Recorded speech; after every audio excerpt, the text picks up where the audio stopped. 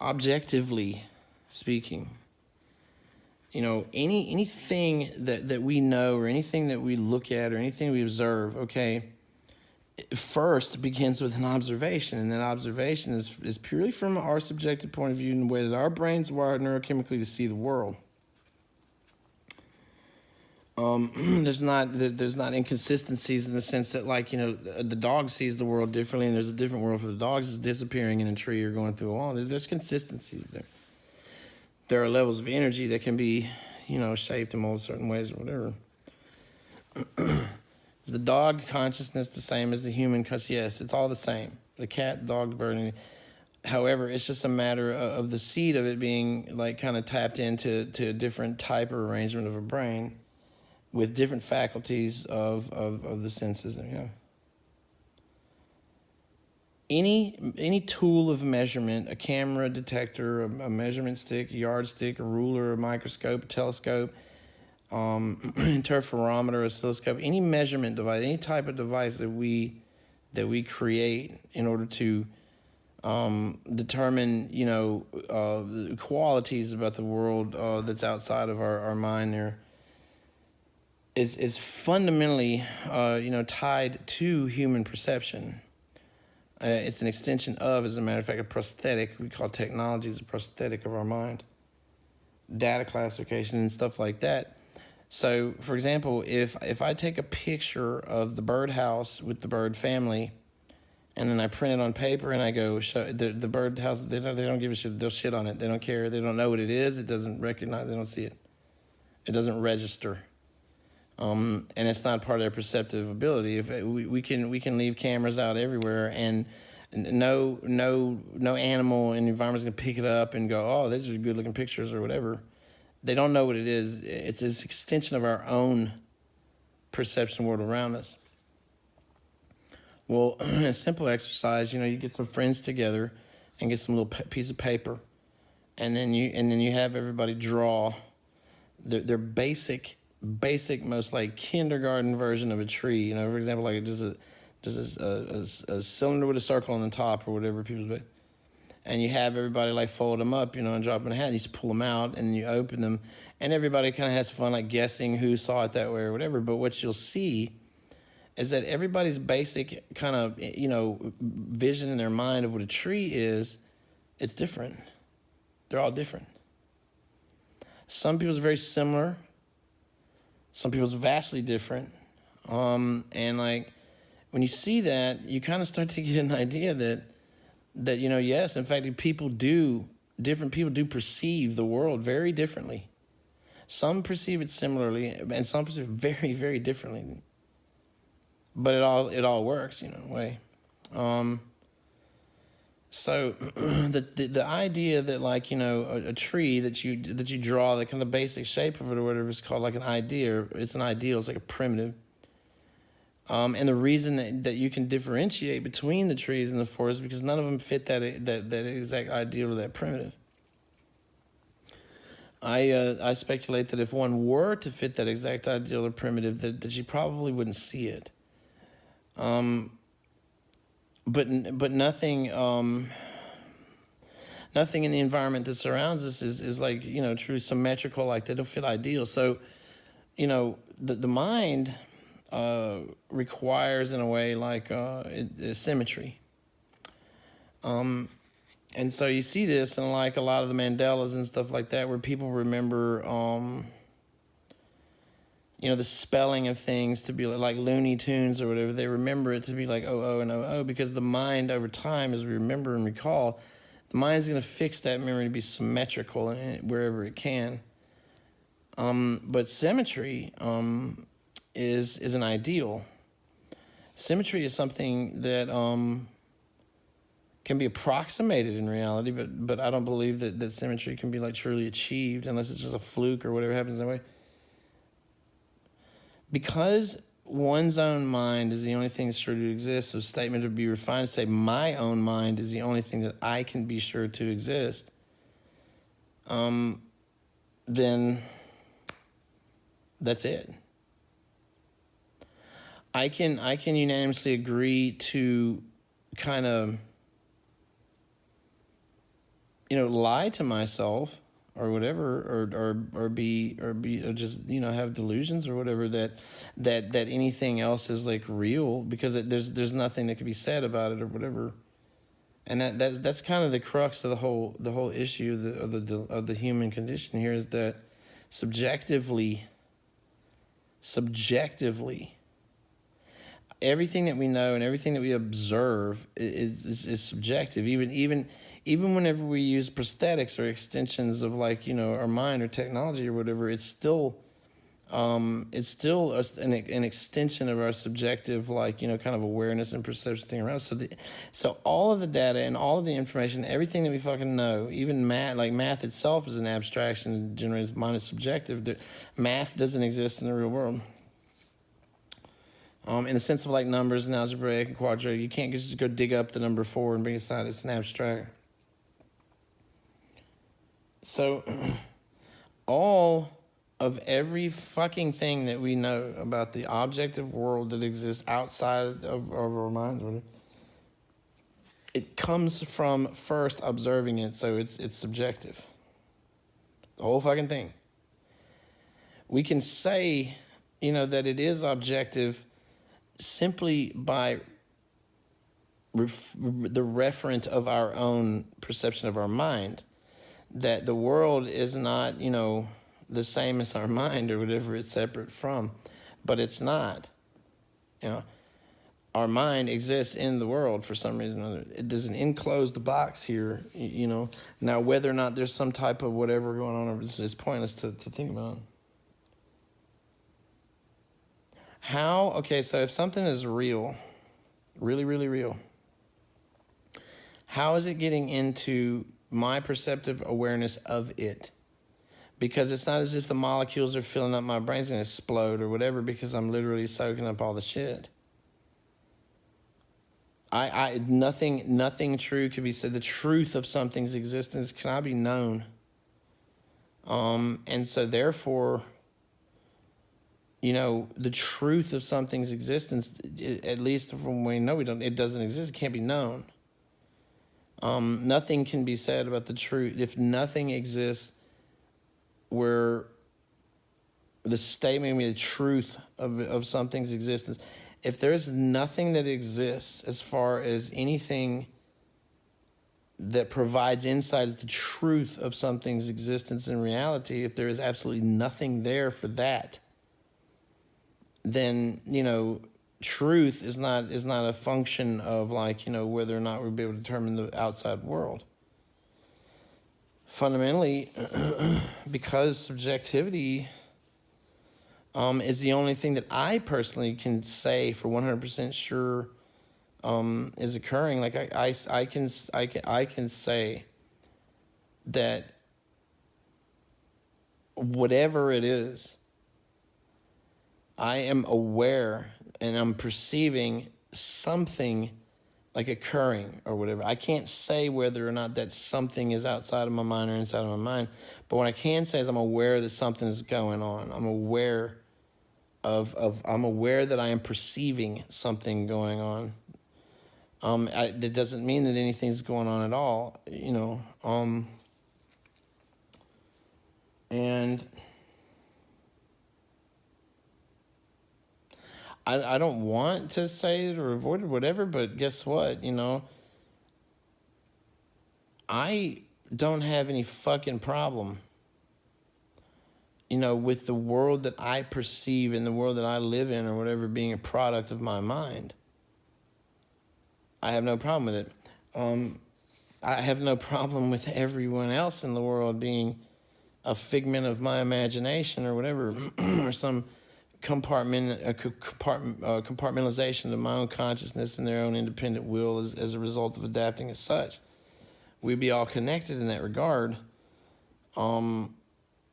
Any more than I have a problem being a figment of somebody else's imagination as my own independent agent of will with their conscience. I don't have any problem with any of that shit. But that aspect of reality is truer. There's a faster route to a conclusion that is truth than there is with science. The precept for the solipsism is simple. One's own mind is the only thing sure can exist. That's it. The world is, your mind is the only thing you know, so that's it. You know, you don't need another precept to say anything about it except yourself. And it's perfectly logical and reasonable, and you can't disprove it any more than you can prove the existence of mind like that. Well, science presupposes that there is a world that exists outside your mind, and that something accurate could be said about it. Just two precepts to use science. So precepts in a sense are faith. So you take a leap of faith to get to science. Descartes says you reject everything, reject the fuck everything, and then start from the very start. And the very start is,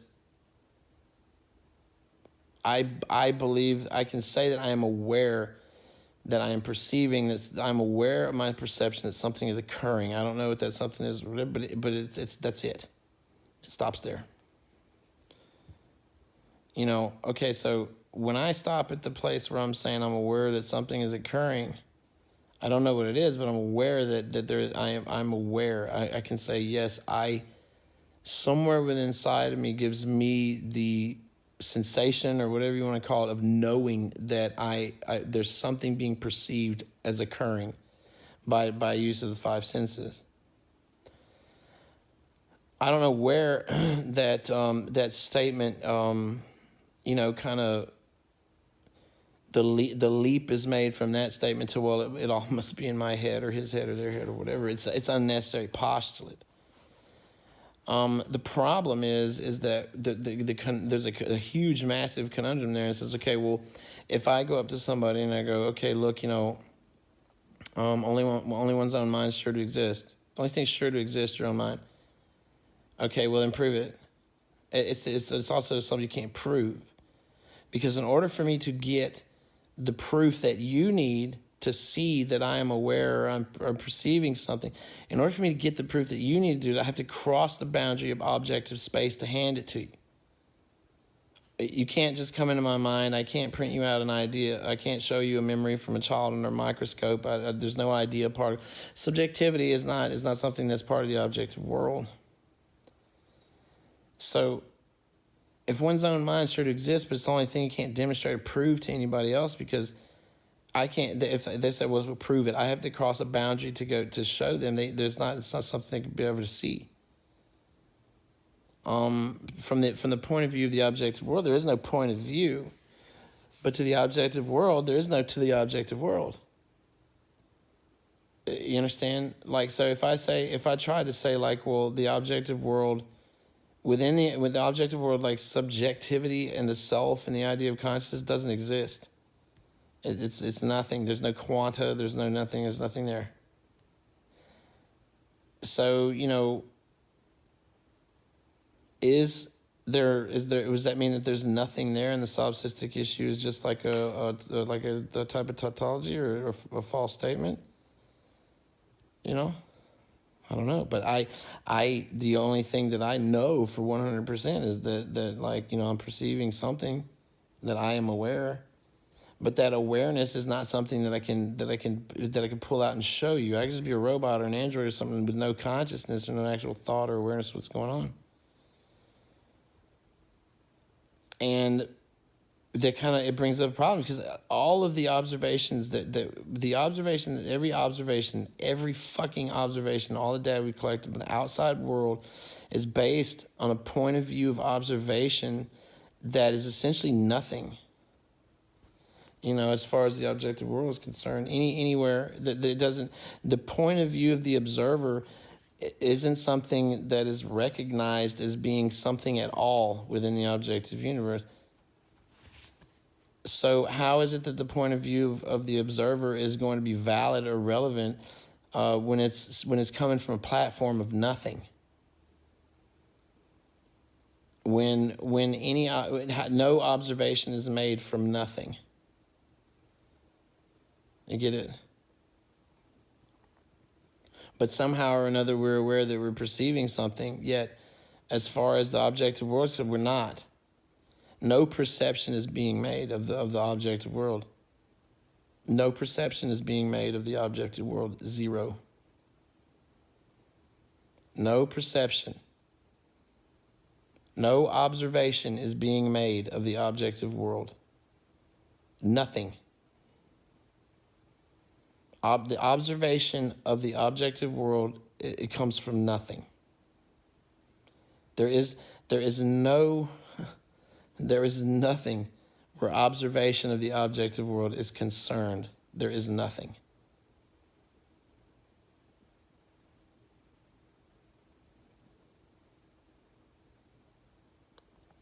What the fuck is that?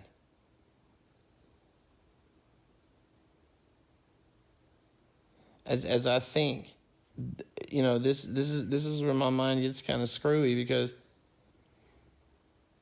if I can't imagine any point of view other than my own, and I know that point of view, or that understanding, or that the data that I gather, or whatever, I'm only going to be able to share or express or explain it to another human being.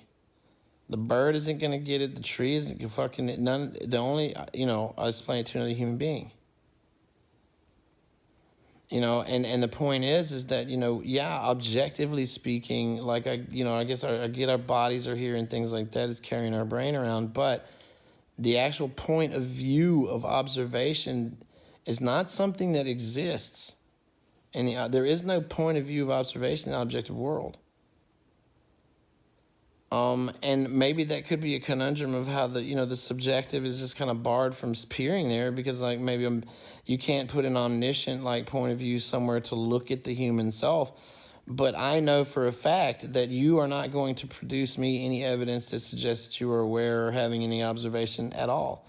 Because in order to do that, you're gonna have to go from here to my brain. And you have to cross the boundary of the objective world. It's not gonna fucking happen. Because once it enters, once you try to say prove your memory or prove a thing or whatever, once it starts dealing in the realm of the objective world, it becomes nothing. So even if you couldn't get it over, because it's nothing as soon as it comes out. It's something in here to us because we perceive it, but it's nothing. It's nothing. So if I look over saying I see like a tree, all right, I'm looking at it, see the tree. My perception of that tree equals zero. It's nothing. It doesn't even equal zero. It's nothing. It's not a point of view of observation. That's not even fucking something that's recognized as even fucking existing. And technically, or whatever, I'm not observing a tree, and I'm not observing shit. Nothing objective. There's no way.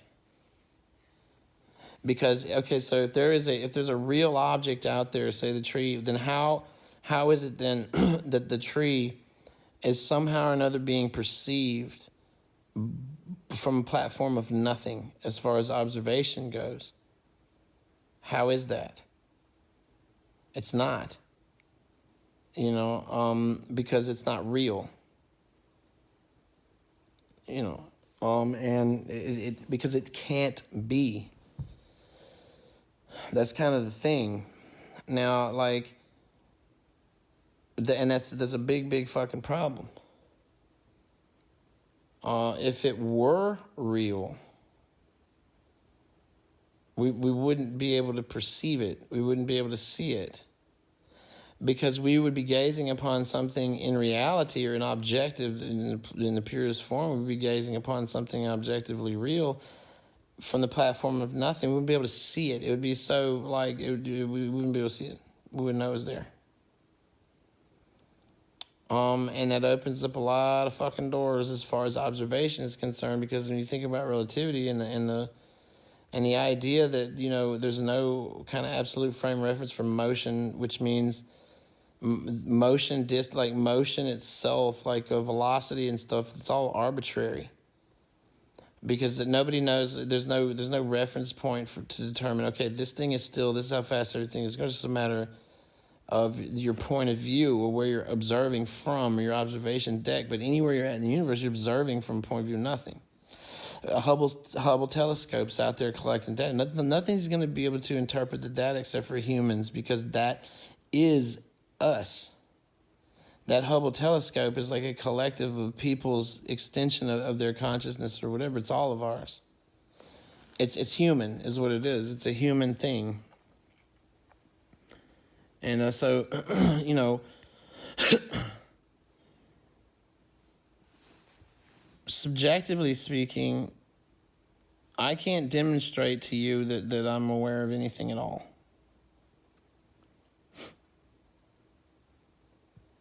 I can know that I'm aware of something. I can know that about myself, but no other organism, include no other human, no other anybody can fundamentally conclusively prove that they're anything at all. As a matter of fact, if I go to measure it, I'm not going to find shit. I'm going to find absolutely nothing where it comes to awareness, and that means, from my point of view of observation, there is nothing outside of my mind. Nothing exists outside of my mind. Everything exists within my mind. Existence, okay, is something that my mind perceives. My mind, inside my mind, existence is perceived inside the mind. Outside the mind, nothing is perceived. You get it? Nothing is perceived outside the mind. That's simple. Existence is perceived inside my mind. Inside the mind, I perceive existence. Outside of my mind, nothing is perceived. That doesn't mean I'm the only mind walking around out there. You know, however, the position in space local to me of another brain that stand up, they could be fucking anywhere, from their wherever they're perceiving the shit from. And their world looks different than mine. There are certain common variables, you know, of things that I guess cross over or something like that, or intersect. But it's, as far as I'm concerned, as far as I can understand, nope. It's all in my mind. Anything that I know about the world or anything I perceive, it's all in my head. There's nothing outside my mind. Outside of this, there's nothing. Like, I'm seeing the way that my face looks like in a screen or whatever, but that's all in my mind, and it's all in your mind. Like, your mind is telling you this because a mind is communicating it to you. If you're a bird or whatever, you don't know what the fuck was going on, it wouldn't even matter. You wouldn't see any of this shit. Your world would be completely different. You see this because you understand the code is this is a piece of objective technology that is capturing something that I'm doing. It's capturing photons of the motion of my body and everything, but it's not capturing the thought process occurs. It doesn't give you the ability to perceive as I perceive. Nor do I even know that when I'm saying you, I'm even speaking to someone. And this image that you're looking at is not anything at the fuck at all. It's just a bunch of light on a fucking screen. Because I'm off doing my thing somewhere else, but because this was already recorded and done. So even that, you see, it's hard right now. But it's nothing. Like, you visibly, I'm knocking on this shit and I can fucking feel it, but you can obviously see that it's impossible. Within the medium that you're viewing it, there's just light coming from the screen. It's possible. It's not possible that density is there. We see these fucking spatial inequalities and these fucking paradoxes everywhere the fuck around us. Okay, now, to my mind, you know, there has to be some type of an evolutionary drive to have a cohesive experience of world. That is universal to the human experience. Gravity, ground, earth, water, people, green, blue. You know, there has to be certain laws and shit or whatever that kind of conform, because, you know, in objectivity, like, hell, I can feel this. You know, I feel it, and it hits hard, pretty whatever. But I mean, if it's like in a dream, sure, I'll fly or whatever, move around, and I'll hit the ground. I'm not gonna hurt myself. But here, crack, the whole thing comes apart. So it's like, what is it about? What is it about? Like, if I take off and I run and I just ram my head into a wall and smush it, well, then I'm going to be either severely injured and in pain, or I'm going to die.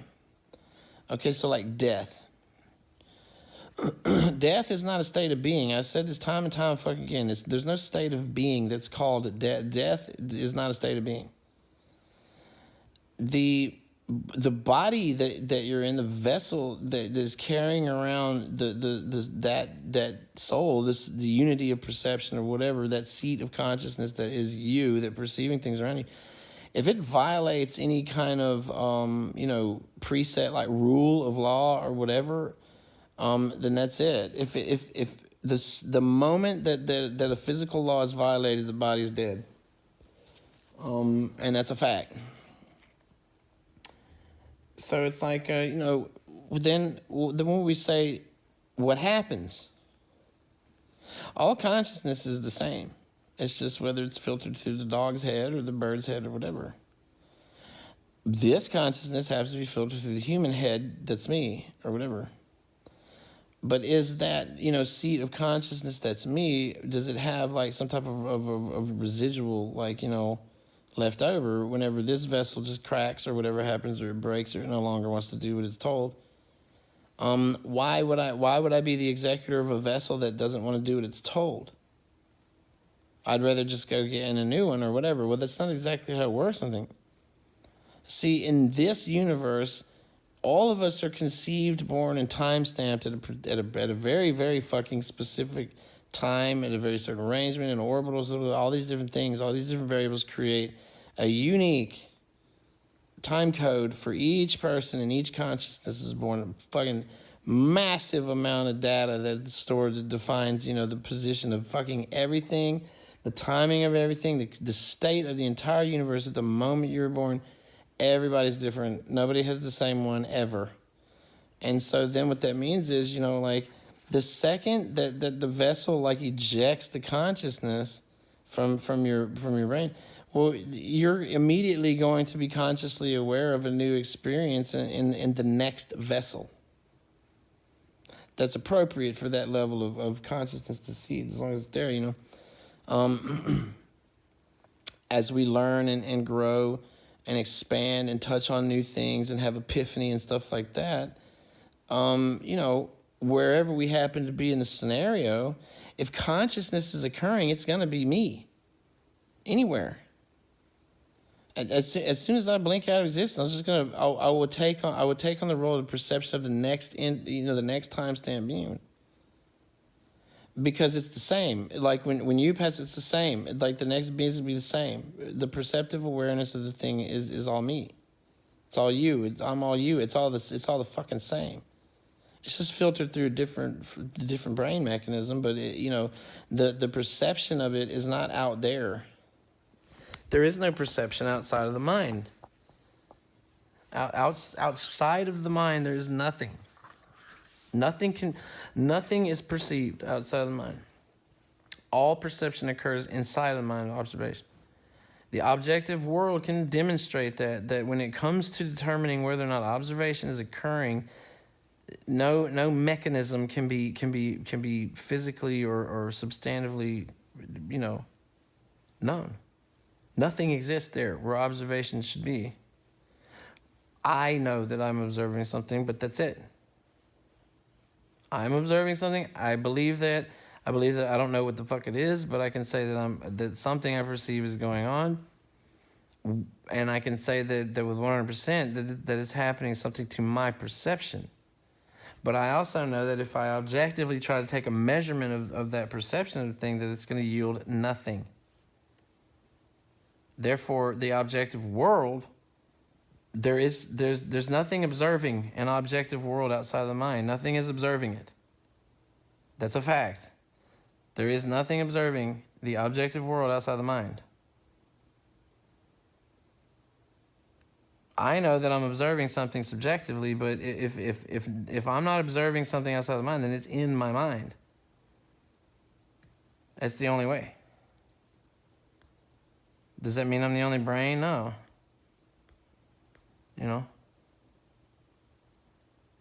But it to me it proves conclusively that there's nothing outside the mind, outside your mind, outside my mind. There's nothing outside there.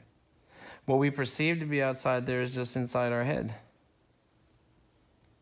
And maybe we just share common ground or something, I don't know. But there's a cohesive thread that binds it all together, the river, the stream, the lake. But you see it different, everybody sees it different because everybody's viewing a different world. And it meets, I guess, in the middle or something. So somehow or another, we or I or it or you or the God or however the fuck it works is perceiving an objective world that's big enough to house many brains or many fractured selves or however you want to look at it. But what is it doing? Is it like fucking dreaming or something? What's the fucking point?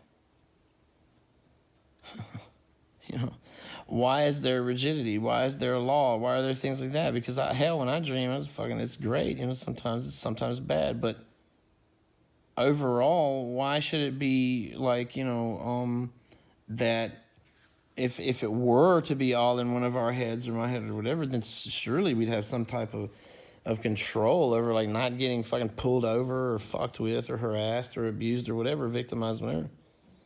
We'd all be rich and wealthy and anything else. Why don't we have that? Well, someone would have brain of that that's mine or whatever, because if it was, then I wouldn't be getting arrested. Everybody'd be cool and we have a good time. But my version or my idea of like a utopia is not necessarily somebody else's. So then what is it? An officer or a robber or somebody violent can come in that door and fucking just blow my damn fuck me all up, And maybe it has happened a million times. I don't know. I can't say. I am not perceiving that to be occurring right now. Perhaps somebody is. I don't know. How fucking connected is it? Because as of now, as of today, as it stands right now, I am absolutely 100% sure that there is no world outside of the mind. There isn't. And that's demonstrable. It's demonstrable. However, I cannot demonstrate even the presence of any other fucking person that's subjectively aware or perceiving anything from their own individual and unique point of view. But because I can't substantiate it, does that mean that it doesn't exist? Or does it mean that it can't be substantiated due to the fact that the objective world does not fucking exist?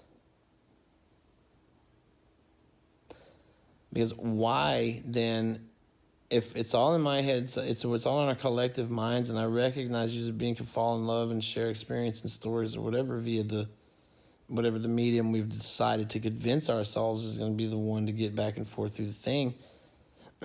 Perhaps, we're all the same. We're all linked up closer than we think.